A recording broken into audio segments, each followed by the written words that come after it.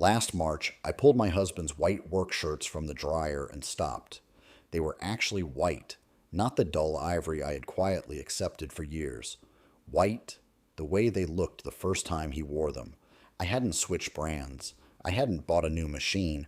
I had mixed a powder in my kitchen for 3 cents a load, from 3 ingredients that were standard in American homes long before the first detergent pod existed. The laundry industry will never hand you this recipe, not because it's difficult, because the moment it works, you stop spending. For most of my adult life, I did exactly what the packaging told me to do. I bought the pods, the 4-layer dissolving kind in the resealable zipper pouch that runs about 40 cents per load.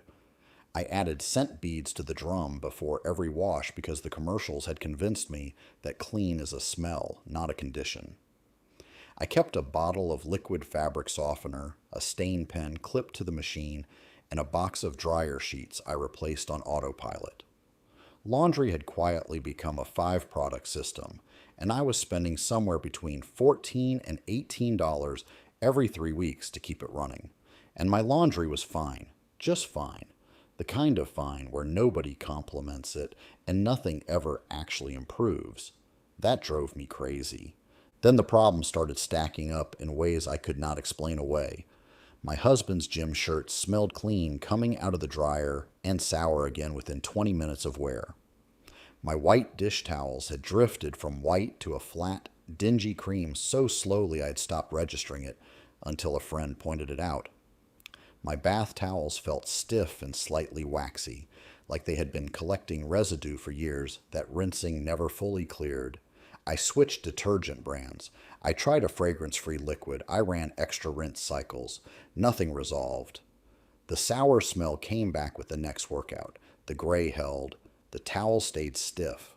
I worked through 3 product lines in 18 months. Nothing changed. Let me back up for a second because how I found the answer matters. One evening I was sorting through a cardboard box of old household papers, the kind every house has, and I found a spiral-bound community guide printed in the mid-1950s, tucked between a church cookbook and a set of canning instructions. The laundry section was 4 pages long. It described a powder that a family of 6 could make in under 10 minutes, enough to carry them through an entire washing season. No enzyme blend, no brightening complex, no fragrance formulation.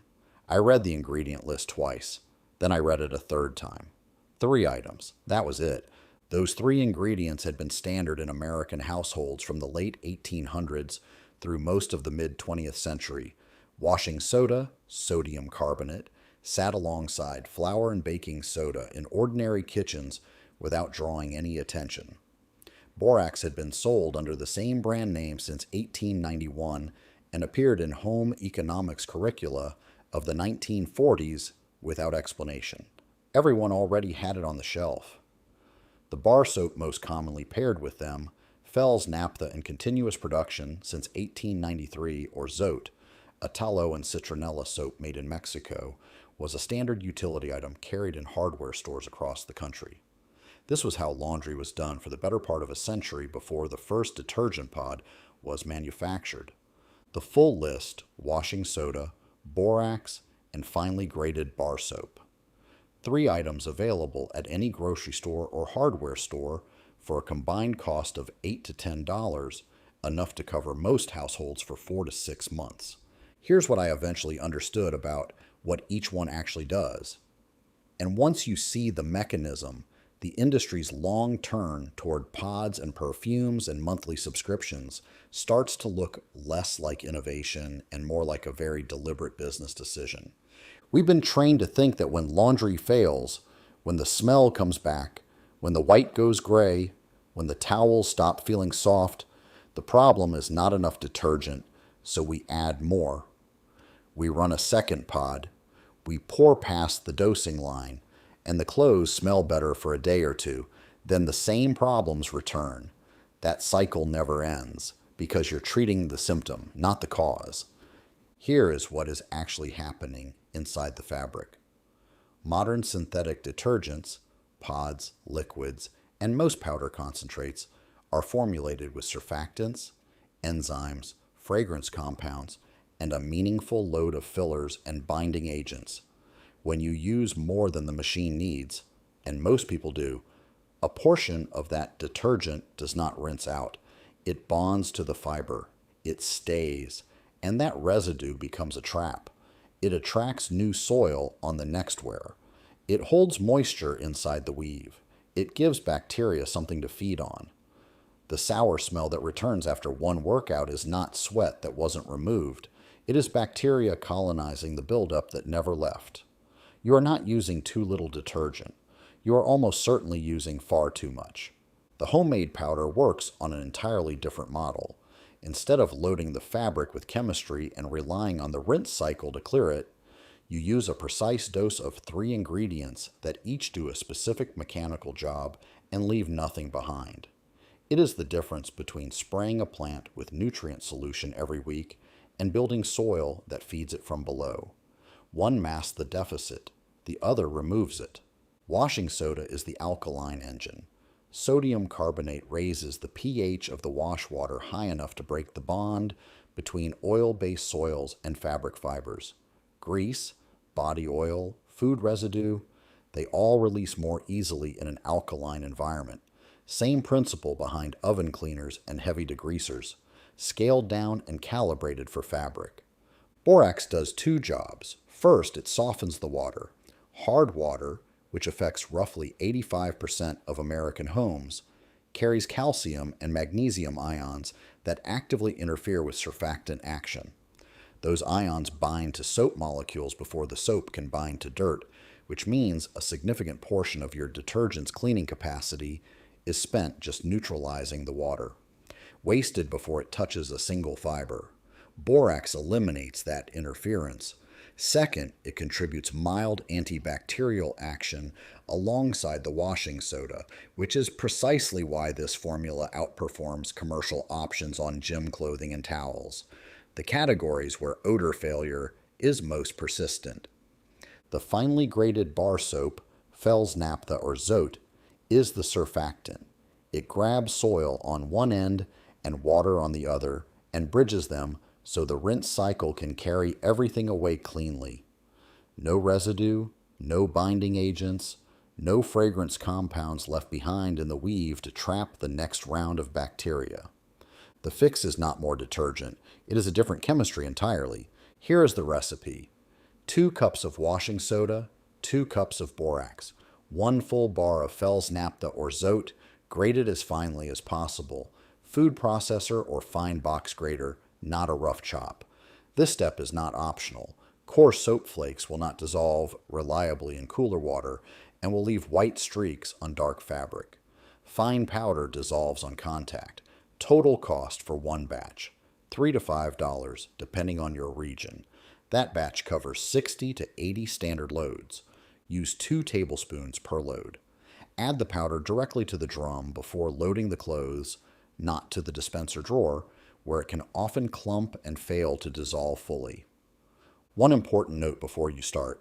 If you own a high-efficiency front-load machine, any washer with an HE symbol on the door, this formula can still work, but you need to drop your dose to 1 tablespoon per load, not 2. Now let me save you from the 3 biggest mistakes I see people make with this method. Mistake number 1, using too much. The recipe has an exact dose for a reason. 2 tablespoons per standard load, not 3 because the clothes are particularly dirty, not 4 because you want to be safe. Over-concentrating the powder reintroduces the residue problem you are trying to solve. More material than 1 rinse cycle can fully clear. Keep to the ratio. Precision matters more here than intuition. Mistake number 2, skipping the fine grate step. Bar soap that is chunked, roughly chopped, or processed briefly will leave white, waxy marks on dark clothing. They are not permanent, but they will require an extra rinse cycle to clear. Run the soap through a food processor until it becomes a fine powder, or use the smallest holes on a box grater. The texture is the difference between streaks and none. Mistake number 3, expecting it to smell like your old detergent. It won't. Clean laundry washed without fragrance compounds has almost no smell at all. just a faint, neutral absence. That is not a failure. That is fabric with no residue, no masking agents, no bacterial colony waiting to activate the moment body heat touches the cloth. If you pull a shirt from the dryer and it smells like nothing, you have done it correctly.